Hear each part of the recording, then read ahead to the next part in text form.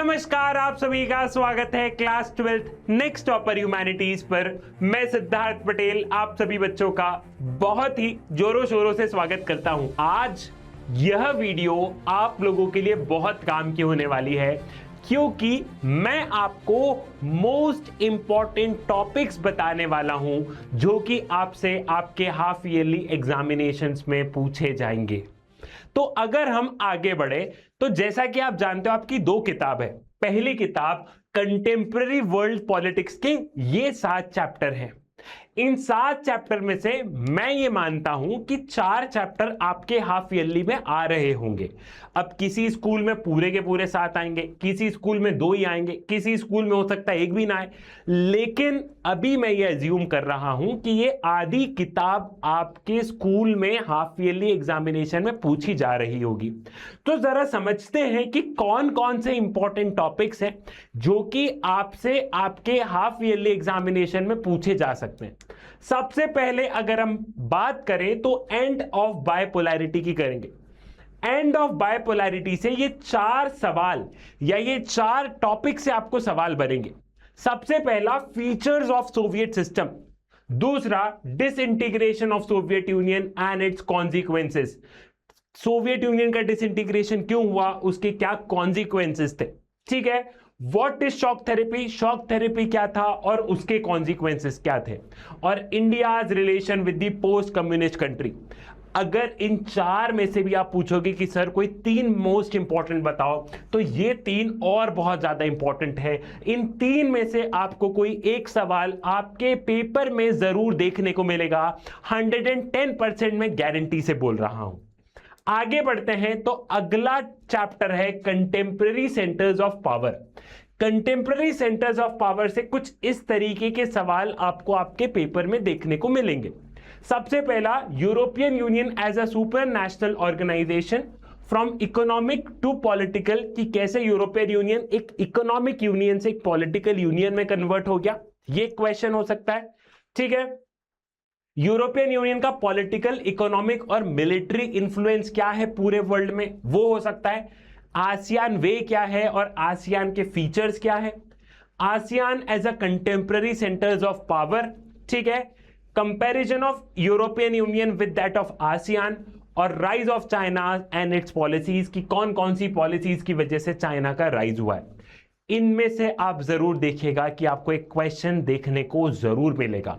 And trust me, इसमें भी अगर आप पूछोगे कि सर सबसे इंपॉर्टेंट क्या है, तो यूरोपियन यूनियन से हर साल सवाल आता है। यूरोपियन यूनियन से आपको पक्का सवाल देखने को मिलने वाला है। आगे बढ़ते हैं कंटेम्पररी साउथ एशिया। तो कंटेम्पररी साउथ एशिया में पाकिस्तान और बांग्लादेश में जो हम लोग देख रहे थे मिलिट्री और डेमोक्रेसी, वो वाला ethnic conflict in Sri Lanka, India और पाकिस्तान के कॉन्फ्लिक्ट्स और इंडिया और उसके नेबर के कॉन्फ्लिक्ट्स। इन 4 टॉपिक में से आपको एक सवाल जरूर देखने को मिलेगा।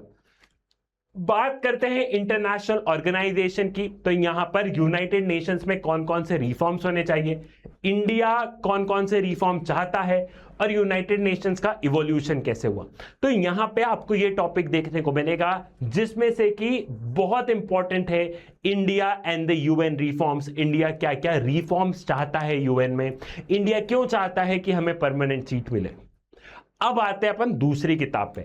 यहां पे मैंने आपको पहले 4 चैप्टर के सारे इंपॉर्टेंट टॉपिक्स बता दिए। ठीक है, अब अगर हम आते हैं दूसरी किताब पे। ठीक है, आपको और भी चैप्टर के इंपॉर्टेंट टॉपिक्स जानने हैं तो कमेंट मोर करो कमेंट। ठीक है, मैं और भी चैप्टर के इंपॉर्टेंट टॉपिक्स लेके आऊंगा। अब आते हैं अपन आपकी दूसरी किताब politics in India since independence पे। इस किताब में हम लोग देखते हैं कि आपके 8 चैप्टर है। अब इनके अपन इंपॉर्टेंट टॉपिक समझने की कोशिश करते हैं पहले 4 चैप्टर के। ठीक है, चैलेंजेस ऑफ नेशन बिल्डिंग की बात करेंगे तो सबसे पहले 3 चैलेंजेस, इंडिया के सामने कौन से 3 चैलेंजेस आए थे जस्ट आफ्टर द इंडिपेंडेंस। बहुत इंपॉर्टेंट क्वेश्चन है, 6 नंबर में आता है। इसके बाद में पार्टीशन का प्रोसेस क्या था और पार्टीशन का कॉन्सिक्वेंसेस क्या था। अगर पार्टीशन का प्रोसेस आया है तो 4 नंबर में आएगा, और अगर पार्टीशन का कॉन्सिक्वेंसेस आया तो 6 नंबर में आएगा।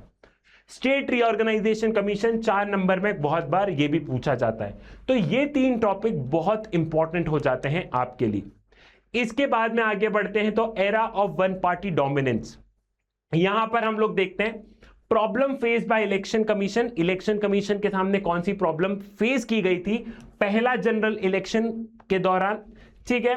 Role of opposition parties in democracy, read about Bharatiya Jana Sangh. भारतीय जनसंघ और कम्युनिस्ट पार्टी के बारे में जरूर पढ़ना है, एंड स्पेशली भारतीय जनसंघ इंपॉर्टेंट हो जाता है, ठीक है। Nature of Congress dominance, social and ideological coalition, ठीक है।